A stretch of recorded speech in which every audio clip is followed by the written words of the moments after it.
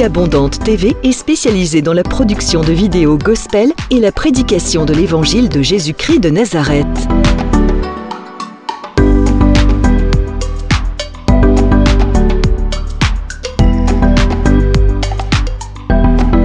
N'hésitez pas à vous abonner à notre chaîne YouTube Vie Abondante TV et sur notre page Facebook.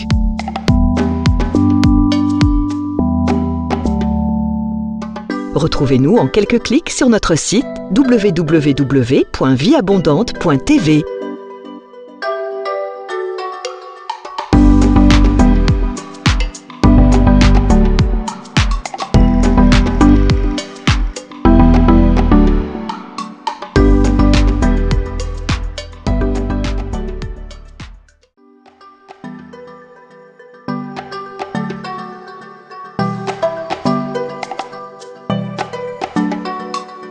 Vie Abondante TV est spécialisée dans la production de vidéos gospel et la prédication de l'évangile de Jésus-Christ de Nazareth.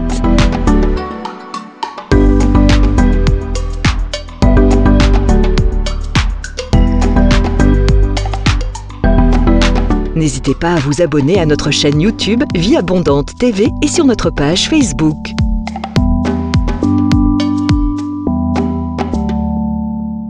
Retrouvez-nous en quelques clics sur notre site www.vieabondante.tv.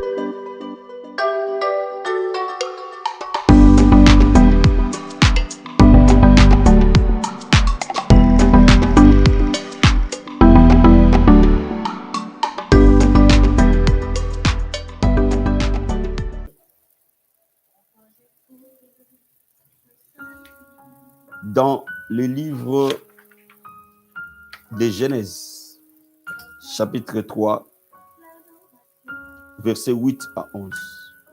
Genèse, chapitre 3, versets 8 à 11.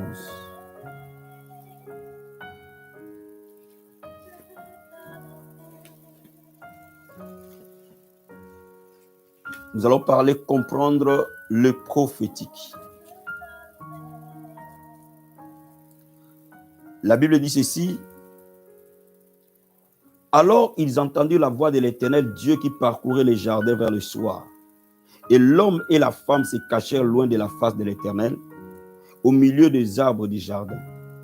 Mais l'Éternel Dieu appela l'homme et lui dit, où es-tu? Et il répondit, j'ai entendu ta voix dans les jardins et j'ai eu peur, parce que je suis nu et je me suis caché. L'Éternel Dieu dit, qui t'a appris que tu étais nu? Est-ce que tu as mangé de l'arbre dont je t'avais défendu de manger? Nous allons prendre le livre de Jean chapitre 10. Non, Ésaïe d'abord. Ésaïe chapitre 28, verset 23. Ésaïe 28, verset 23.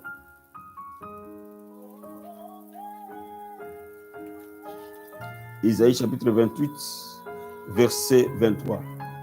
Excusez-moi, je vais juste mettre la lumière parce que c'est un peu sombre. 2 minutes.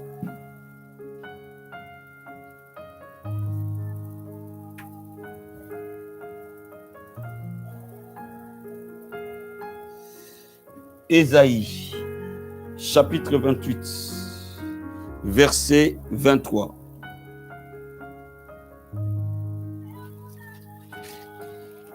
Et nous allons lire la parole de Dieu. Prêtez l'oreille, écoutez ma voix. Soyez attentifs, écoutez ma parole. Prêtez l'oreille, écoutez ma voix. Soyez attentifs, écoutez ma parole. Jean chapitre 10, verset 14 à 27. 14,27. Jean 10. Verset 14.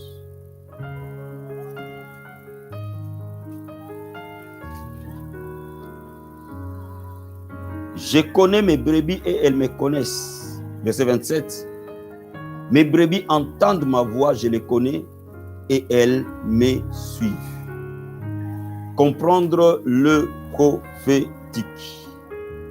Bien-aimés dans le Seigneur, depuis la création, Dieu a toujours créé par la parole. Depuis que la création existe, Dieu a toujours créé au travers de sa parole, au travers de sa voix. Dieu a dit que la lumière soit et la lumière fut. Dieu a parlé et les choses se sont accomplies depuis la création. Lorsque Dieu veut créer, Dieu utilise sa voix. Il utilise la parole vocalisée. Cela veut dire que quand Dieu parle, la chose se réalise. C'est pour cela que depuis la création, Dieu parle au travers de sa voix, au travers de sa parole vocalisée. Et ainsi, depuis le commencement, Dieu veut que ses enfants s'habituent à sa voix. Vous allez voir que quand Dieu a créé Adam et Ève, Dieu a commencé à parler avec chaque soir. La Bible dit que la voix de Dieu parcourait les jardins. Cela veut dire que Dieu avait déjà dès le départ habitué l'homme à écouter sa voix. Cela veut dire que Adam et Ève étaient habitués comme un bébé est habitué à la voix de son père, habitué à la voix de sa mère. Adam et Ève étaient habitués à écouter la voix de Dieu. Chaque soir, il leur parlait. Ils étaient habitués à écouter sa voix. C'est pour cela que même quand Adam et Ève ont péché, cela n'a pas empêché Dieu de leur parler. Parce que Dieu aime parler à ses enfants. Dieu aime que chaque enfant son enfant écoute sa voix clairement et distinctement. Donc le péché n'a pas empêché Dieu de parler à ses enfants. Parce qu'il reste un père d'amour. Donc dans cet amour-là, Dieu est venu parler à Adam. Et quand Adam a reconnu la voix de Dieu, parce qu'il avait l'habitude de l'écouter. Mais cette fois-ci, la voix de Dieu n'était pas agréable pour Adam. Pourquoi? Parce que le péché était entré à Adam. Cette fois-ci, la voix de Dieu était devenue agressive. La Bible dit qu'Adam dit, j'ai entendu ta voix et je suis parti me cacher. Alors, quand Adam s'est comporté comme ça, Dieu lui a dit, mais qui t'a appris que tu étais nu? Cela explique quoi? Cela explique que écouter la voix de Dieu n'est pas une invention humaine. Écouter la voix de Dieu n'est pas une invention de prophète. Écouter la voix de Dieu est la volonté de Dieu dès le commencement. Il veut que ses enfants l'écoutent, s'habituent à sa voix. Donc quand nous voyons attentivement, nous allons voir que tout au long de la Bible, Dieu a parlé. Dieu a parlé avec Adam, Dieu a parlé avec Caïn, Dieu a parlé avec Noé, Dieu a parlé avec Abraham, Dieu a parlé avec Isaac, Dieu a parlé avec Jacob, Dieu a parlé avec le peuple d'Israël. Dieu a parlé tout au long de la Bible. Dieu parlait et Dieu parlait. Mais laisse-moi te dire, quand nous regardons le livre d'Ésaïe, nous voyons quelque chose d'important. Dieu veut que nous écoutions deux choses. Dans Ésaïe chapitre 28, verset 23, nous voyons que Dieu dit, écoutez ma parole, écoutez ma voix. Donc Dieu veut que tu écoutes non seulement sa voix, mais que tu écoutes aussi sa parole. En d'autres termes, Dieu utilise sa parole et sa voix pour nous parler. Cela veut dire que si Dieu veut te parler, il va te parler avec la parole de Dieu, la parole écrite, mais il va te parler aussi avec sa voix. Quand nous parlons de la parole écrite, nous parlons de la prédication, de la méditation, de l'enseignement. Mais quand nous parlons de la voix, nous parlons de l'écoute du Saint-Esprit. Donc Dieu parle à chacun de nous, soit par la parole, soit par la voix. Est-ce que je me fais comprendre? Maintenant, nous allons mettre un peu la parole de Dieu de côté. Nous allons analyser aujourd'hui l'autre méthode que Dieu utilise, sa voix. Quand Dieu veut te parler, il te parlera par la parole de Dieu, il te parlera par la voix de Dieu. Amen, amen. N'oublie pas ces vérités. Il te dit, je veux que tu comprennes ma parole, je veux que tu écoutes ma voix. Maintenant, quand nous voulons écouter la voix de Dieu, la Bible nous dit dans Jean chapitre 10, verset 14, que mes brebis me connaissent. Je connais mes brebis et mes brebis me connaissent. Mes brebis entendent ma voix et me suivent. Donc laisse-moi te dire, le secret pour commencer à écouter la voix de Dieu et opérer automatiquement dans les prophétiques est de connaître Jésus. La Bible dit, mes brebis me connaissent. Je connais mes brebis et mes brebis me connaissent. Cela veut dire quoi? Ceux qui connaissent Dieu l'écoutent. Ceux qui ne connaissent pas Dieu ne peuvent pas l'écouter. Donc, pour commencer à écouter Dieu, il faut d'abord le connaître. Est-ce que je me fais comprendre? Vous ne pouvez pas écouter sa voix si vous ne le connaissez pas. De la même manière, il vous connaît, il sous-entend que toi, tu puisses le connaître. Et si tu commences à le connaître, alors tu commenceras à écouter sa voix. Est-ce que je me fais comprendre? Maintenant, laisse-moi te dire ce que la Bible nous dit dans Daniel chapitre 11. Daniel chapitre 11. Laisse-moi te lire ce passage. Daniel chapitre 11. Daniel 11.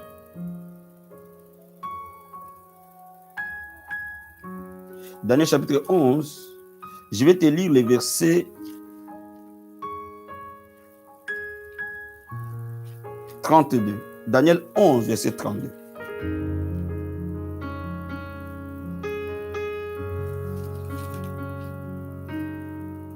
Je lis la parole du Seigneur. Il séduira par des flatteries et les traites de l'alliance. Écoute maintenant le verset partie B. Mais ceux du peuple qui connaîtront leur Dieu agiront avec fermeté. Ceux du peuple qui connaîtront leur Dieu agiront avec fermeté. Cela veut dire que si tu connais Dieu, tu auras une foi ferme. Donc, connaître Dieu est une exigence pour que tu puisses écouter Dieu et obéir. Si tu ne connais pas Dieu, tu ne peux pas l'écouter. Et Dieu veut que tu puisses le connaître par la lumière de sa parole. Et plus tu vas connaître Dieu dans sa parole, plus tu seras capable de l'écouter dans sa voix.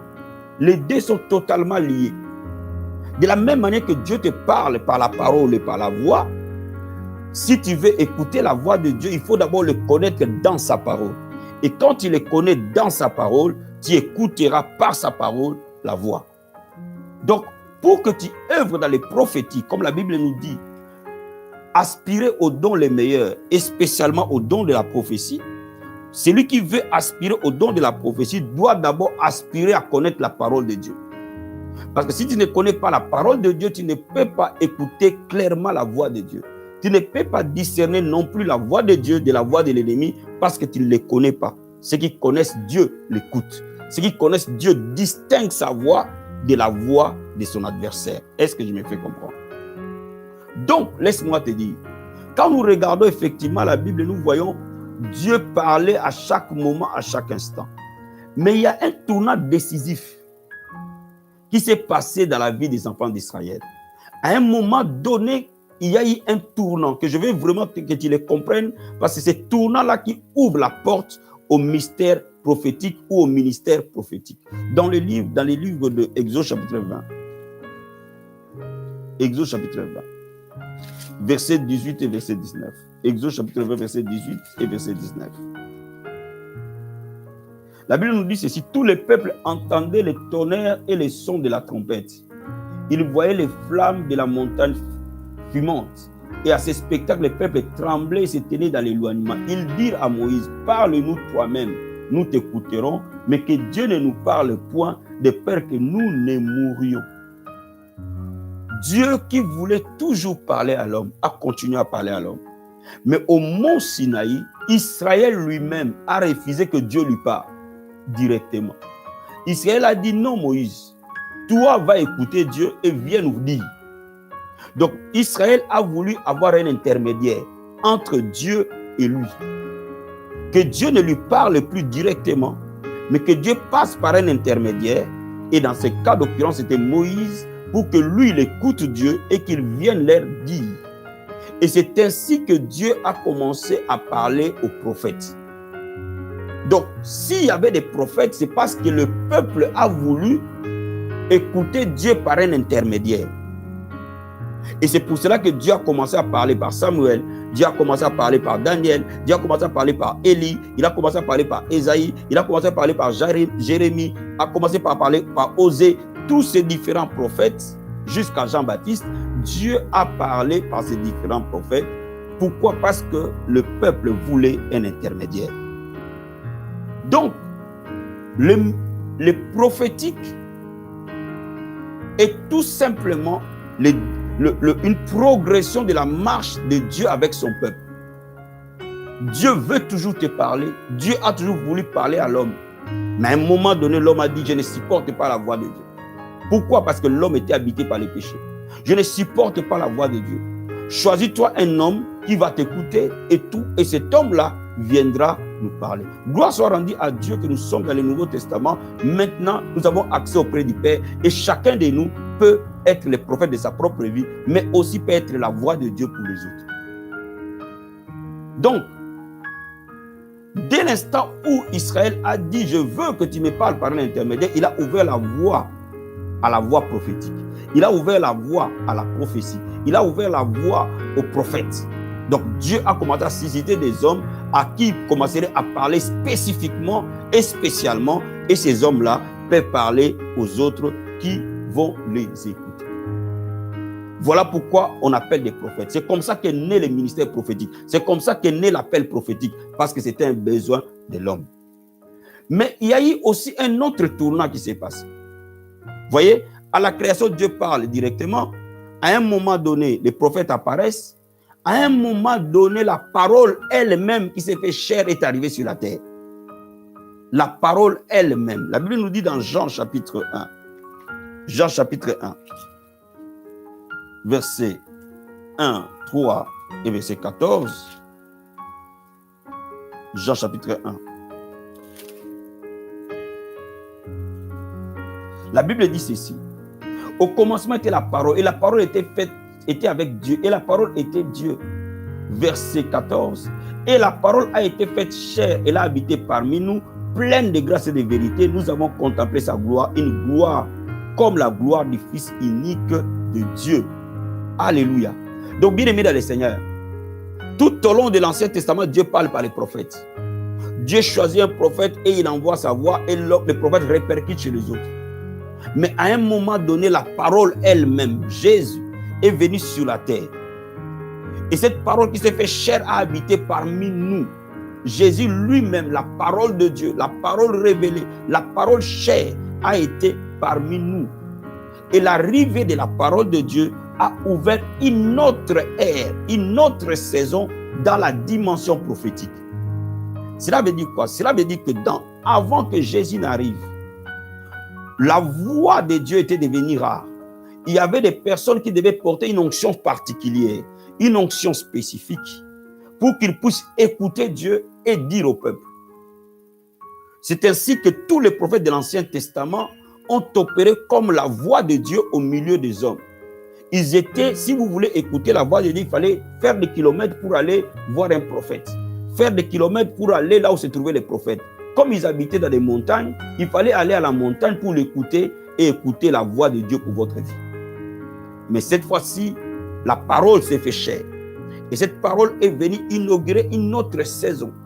N'oublie pas que Dieu opère dans les saisons. Dieu est un Dieu de saisonnalité. Alors la saison des prophètes était finie, c'était maintenant la saison de la parole. La parole qui s'est fait chair. Mais quand la parole qui s'est fait chair est arrivée, il y a eu quelque chose d'important et de particulier qui s'est produit. Ouvrons la Bible dans Matthieu chapitre 3. Et c'est là qu'il va ouvrir la dimension prophétique du Nouveau Testament. Matthieu chapitre 3, verset 16. Matthieu 3. Matthieu chapitre 3. Je vais te lire le verset 16. La Bible dit ceci.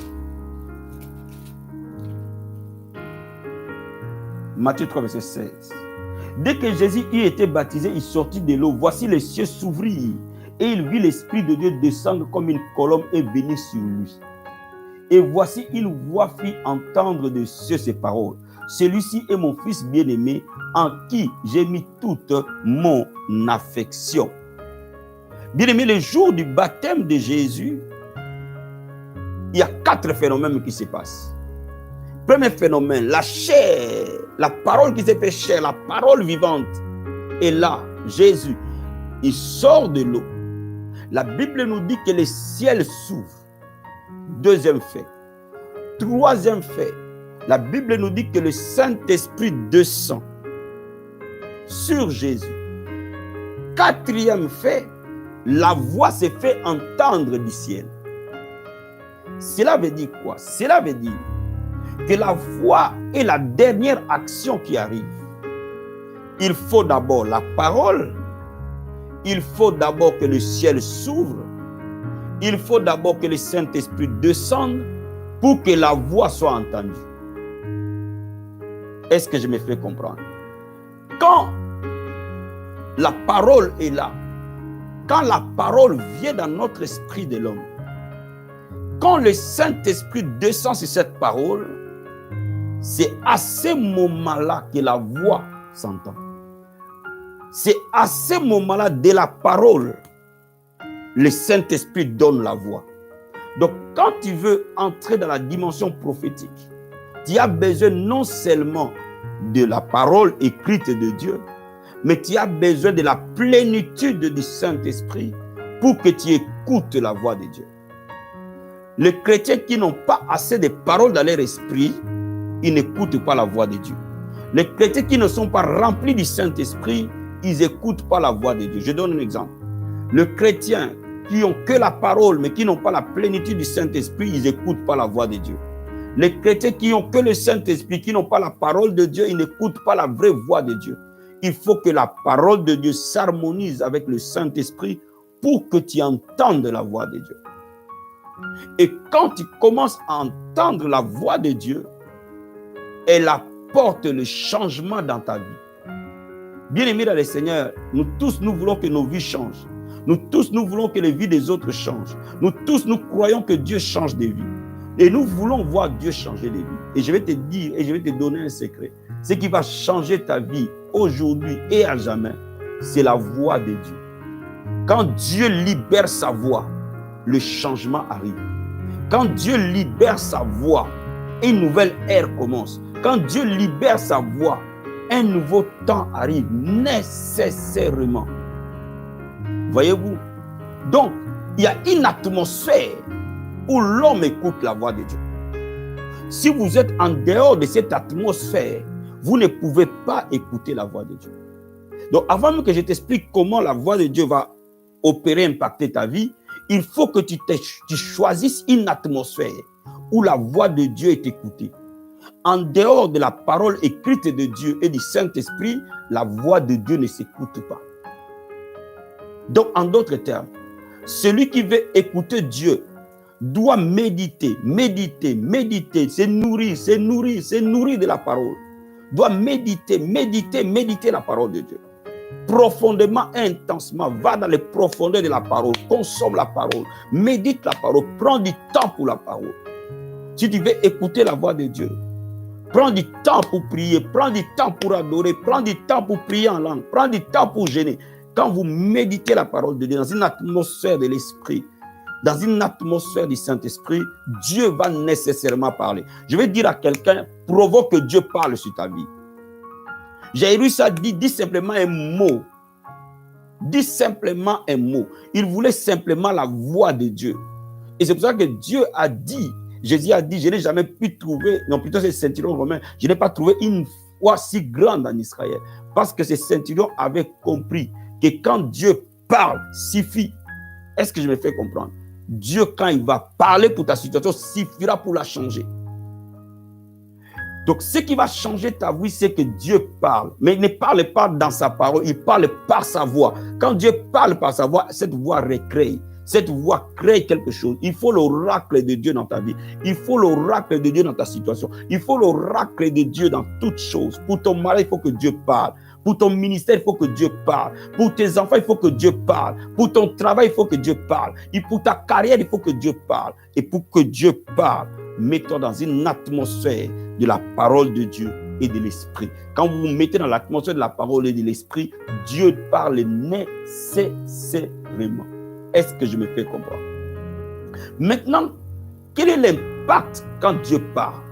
Quel est l'impact que la voix de Dieu a sur notre vie?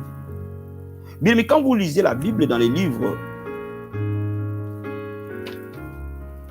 de Matthieu chapitre 16, verset 13 à 19, je vais te lire ce passage, Matthieu chapitre 16, verset 13 à 19. La Bible nous dit ceci. Jésus étant arrivé dans les territoires de Césarée de Philippe, demanda à ses disciples, qui dit-on que je suis, moi, le Fils de l'homme? Il répondit, les uns disent que Jean-Baptiste, les autres Élie, les autres Jérémie, l'un des prophètes. Et vous leur dit-il, qui dites-vous que je suis? Simon-Pierre répondit, tu es le Christ, le Fils du Dieu vivant. Écoute maintenant ce que Jésus dit. Jésus reprenant la parole et dit, tu es heureux Simon, fils de Jonas. Ce ne sont pas la chair et le sang qui t'ont révélé cela, mais c'est mon Père qui est dans les cieux.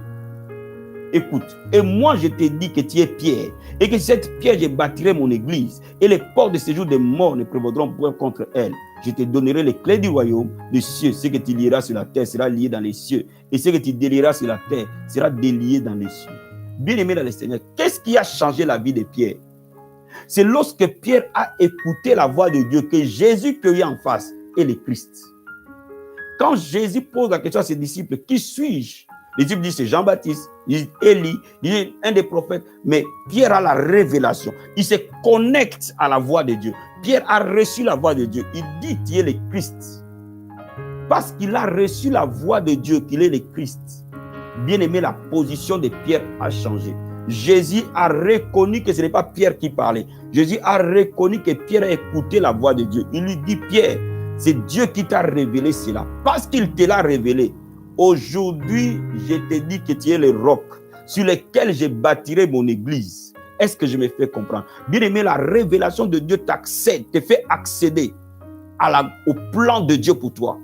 Dès que tu as la révélation de Dieu, c'est la clé qui te fait entrer dans le plan de Dieu. C'est la clé qui change ta position. C'est la clé qui change ton statut. Parce que Pierre a écouté Dieu. Jésus lui a dit, tu étais mouvant avant Pierre. Tu étais Simon. Maintenant, tu es roc. Et sur ce roc, je bâtirai mon église. Donc, si Pierre est devenu le grand apôtre qu'il est devenu, c'est parce que Pierre a simplement écouté la voix de Dieu. Bien aimé, celui qui écoute la voix de Dieu n'est plus jamais le même. Celui qui écoute la voix de Dieu n'est plus jamais le même. Quand vous regardez la Bible, vous allez voir que toutes les personnes qui ont écouté Dieu simplement, sa voix simplement, dès que tu l'écoutes, ça te propulse à une autre réalité. Dès que tu as accès au mystère caché de Dieu, dès que tu as accès à la révélation de Dieu, ta vie change. C'est comme ça que Dieu change nos vies. Il a changé la vie de Pierre, d'un homme mouvant. Il a fait de lui apôtre et les piliers de l'église. Mais la même chose s'est passée avec Paul sur le chemin de Damas. Paul a écouté Jésus parler. Quand il a appelé Saul, Saul, pourquoi me persécutes-tu? Paul a écouté Jésus parler. C'est-à-dire qu'il a écouté la voix de Dieu. Dès l'instant où il a écouté la voix de Dieu, Paul est devenu Paul. Il est devenu l'apôtre que Dieu a ouvert les païens à son évangile. Bien aimé, je vais te dire quelque chose. La voix de Dieu porte la puissance de Dieu. La voix de Dieu est le vecteur des dynamos de Dieu. On ne peut pas séparer l'onction de Dieu de la voix de Dieu. Il faut nécessairement la voix de Dieu pour que l'onction de Dieu soit vocalisée, transmise. Donc quand Dieu parle par rapport à sa voix, il nous transmet sa vie. Il nous transmet. Voilà pourquoi Jésus qui est devenu la voix de Dieu, quand il était en face de la tempête, il parlait à la tempête, tais-toi, et la tempête s'arrêtait. Quand devant le corps mort de Lazare, Jésus a dit, Lazare, sors. Il a été la voix de Dieu devant ce corps mort. Et quand il a parlé, le corps est revenu à la vie. Bien aimé, je vais te dire quelque chose. La puissance de Dieu, le charisme de Dieu, la bonté de Dieu, la gloire de Dieu est véhiculée par la voix de Dieu. Et cette voix-là, tu peux devenir cette même voix. Tu peux porter cette voix aux païens. Tu peux porter cette voix dans ta famille. Tu peux porter cette voix dans ton église. Tu peux porter cette voix autour de toi. Quand tu es en train de parler, tu commences à être un distributeur que Dieu peut utiliser. Est-ce que je me fais comprendre? Est-ce que quelqu'un me saisit cet après-midi? Maintenant, je vous ai fait parcourir dans la parole de Dieu la puissance qui est derrière la voix de Dieu. Je vous ai fait parcourir dans la parole de Dieu l'atmosphère pour que la voix de Dieu soit relâchée. Maintenant, je vais descendre avec toi pour t'expliquer comment cette voix se manifeste. Premièrement, on accède à la voix de Dieu par les visitations. Et c'est souvent agréable, c'est pour ça que je suis en train de te parler. enferme-toi dans tes marathons de prière pendant ce temps de retraite. Pourquoi la retraite? Ça crée l'atmosphère de la visitation. Il y a deux typologies de visitation. Il y a la visitation divine. Cela veut dire que où toi-même tu es visité par Dieu lui-même. Dieu lui-même, les Elohim, te visite. Le roi des rois te visite. Il peut te visiter dans ta maison. Ça s'appelle des visitations divines. Comme Abraham a été visité par Dieu. Comme Moïse a été visité par Dieu. Comme Jacob a été visité par Dieu. Bien aimé, ça s'appelle des visitations divines. Quand tu reçois des visitations divines, ta vie est, oh my God, l'onction est forte. Ta vie, elle est propulsée à un autre niveau que tu ne peux pas imaginer. Donc, quand tu commences à aller dans les profondeurs, cela provoque, quand Dieu parle, il parle souvent par une visitation. C'est-à-dire qu'il vient t'amener sa propre voix. Il vient te dire de quelque chose de particulier, de précis. Il vient lui-même te parler en personne et en chair. Tes yeux le voient, ton corps le ressent. Ça s'appelle des visitations divines ou des visitations des visitations divines. C'est-à-dire, à ce moment-là, Jésus lui-même apparaît dans ta maison. C'est vrai que c'est très rare, mais c'est possible. Il y a aussi des visitations angéliques. Cela veut dire que la voix de Dieu, les anges peuvent les porter. Comme Marie a été visitée par Gabriel, est venu lui dire que tu enfanteras un fils et tu lui donneras le nom de Jésus. C'est ce qu'on appelle la visitation angélique. Cela veut dire qu'un ange vient vers toi et t'apporte la voix de Dieu. Ça veut dire que l'ange arrive et te parle. Et quand il te parle, il t'amène la voix de Dieu. Et c'est dans une atmosphère de grande consécration, dans une atmosphère en dehors de la distraction que ton esprit peut recevoir. Ma prière est que pendant cette retraite, qu'il y ait parmi nous des visitations divines, qu'il y ait parmi nous des visitations angéliques, que les gens aient accès dans leur maison, parfois dans ta propre chambre à coucher. Un ange va apparaître. Et ton esprit va reconnaître que c'est un ange. Et parfois, là où nous sommes, Jésus veut apparaître. Et ton esprit le reconnaîtra nécessairement. Bien aimé dans le Seigneur, Jésus visite encore des gens sur la terre. J'en ai été la preuve.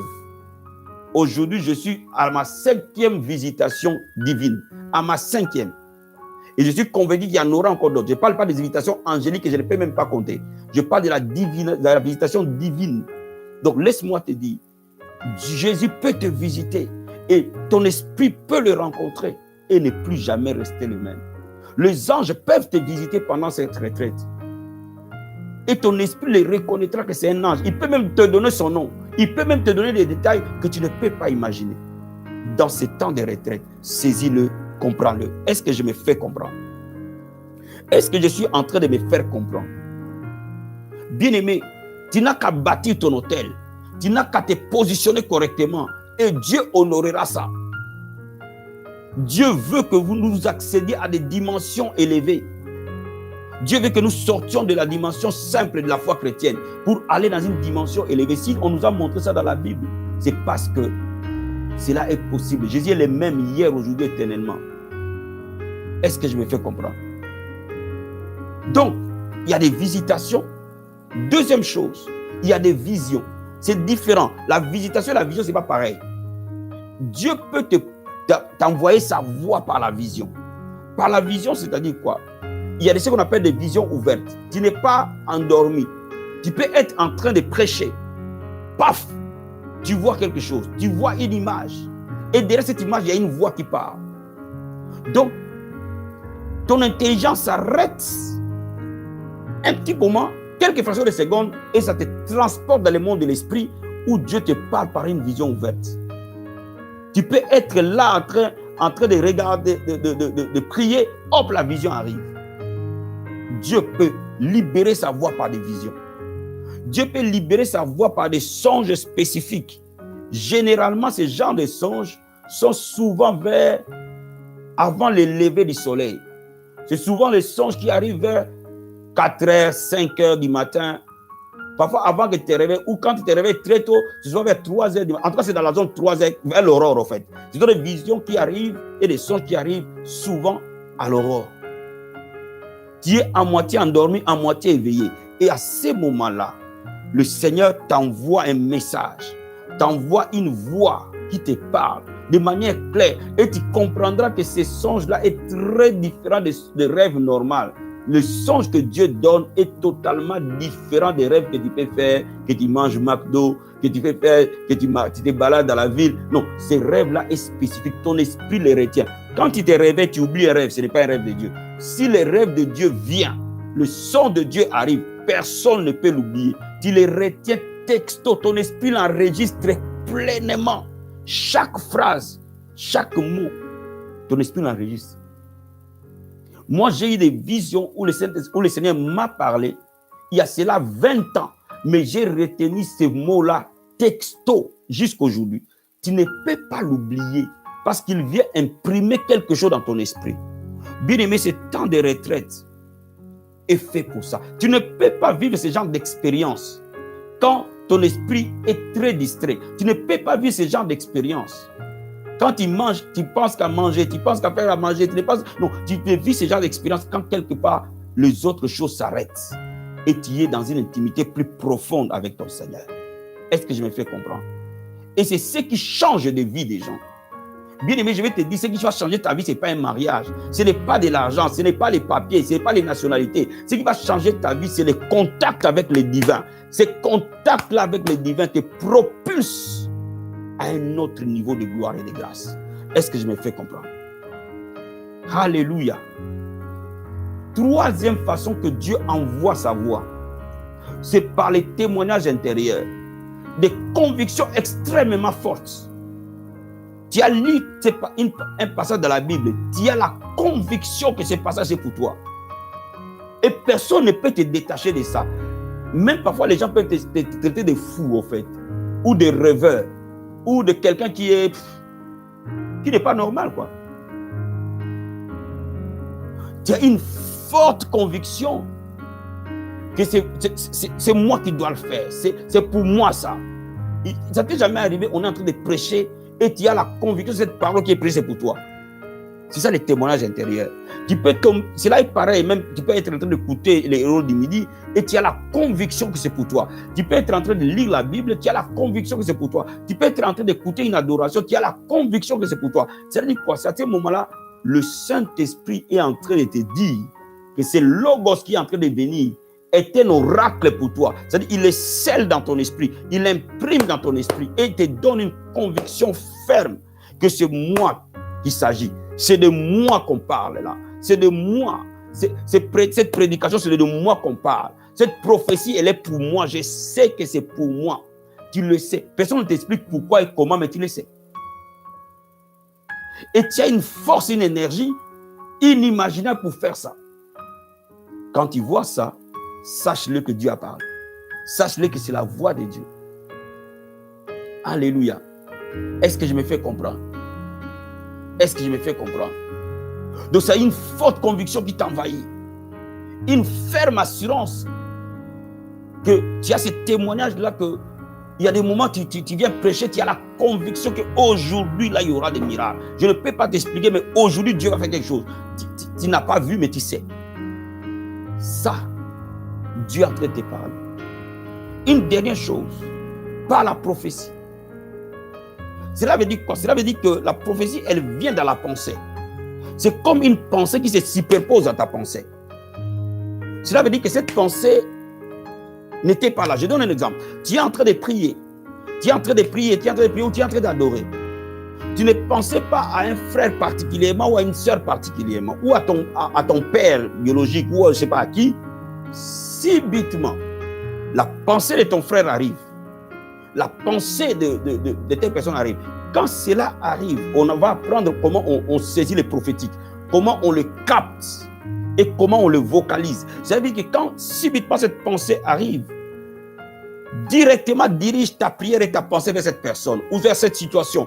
C'est-à-dire que le Saint-Esprit veut ouvrir ton esprit en disant regarde là où je veux que tu ailles. Donc quand tu commences quand par exemple tu es en train de prier, hop, tu es en train de prier, hop, la pensée d'un frère arrive, ou la pensée d'une sœur, je donne un exemple, la pensée d'un enfant arrive, directement tu canalises tes pensées vers cet enfant. Mais tu canalises tes pensées vers cet enfant, derrière cette pensée, il y aura d'autres pensées qui vont venir.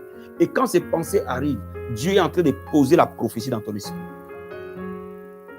Bien-aimé, la Bible dit, nous avons les pensées du Christ.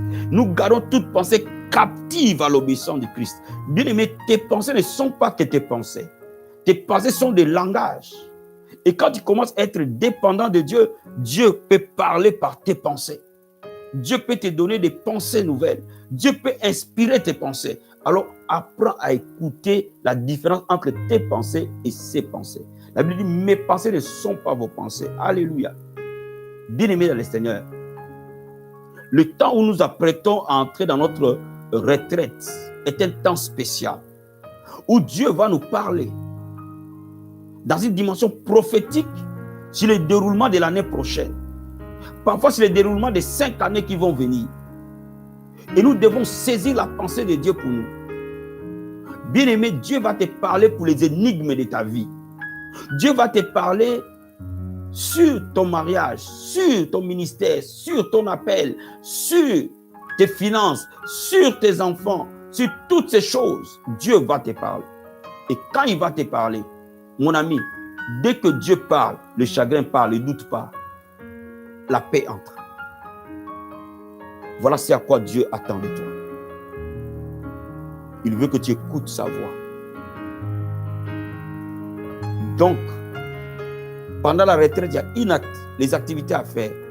Lire la Bible, prier, adorer, dormir, lire la Bible, prier, jeûner, adorer, dormir.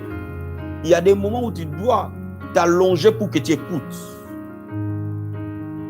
Je reviendrai sur les directions précises de la retraite. Mais nous allons aller petit à petit vers ce terrain-là et je vais t'amener comment tu vas écouter la voix de Dieu avec simplicité, avec facilité. Et tu ne seras plus jamais la même personne. Quelqu'un est béni cet après-midi?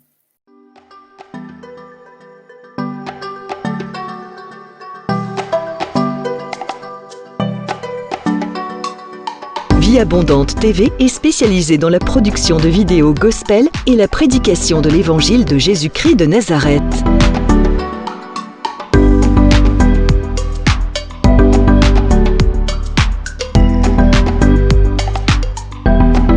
N'hésitez pas à vous abonner à notre chaîne YouTube Vie Abondante TV et sur notre page Facebook.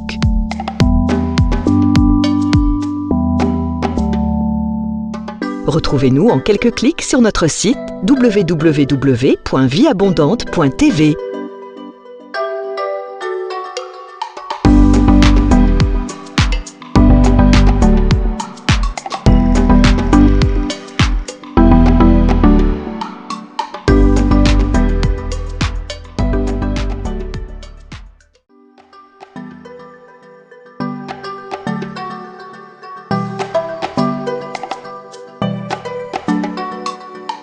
Vie Abondante TV est spécialisée dans la production de vidéos gospel et la prédication de l'évangile de Jésus-Christ de Nazareth.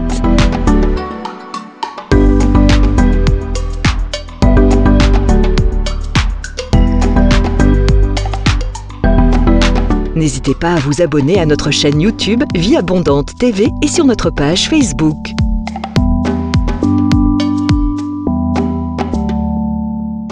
Retrouvez-nous en quelques clics sur notre site www.vieabondante.tv.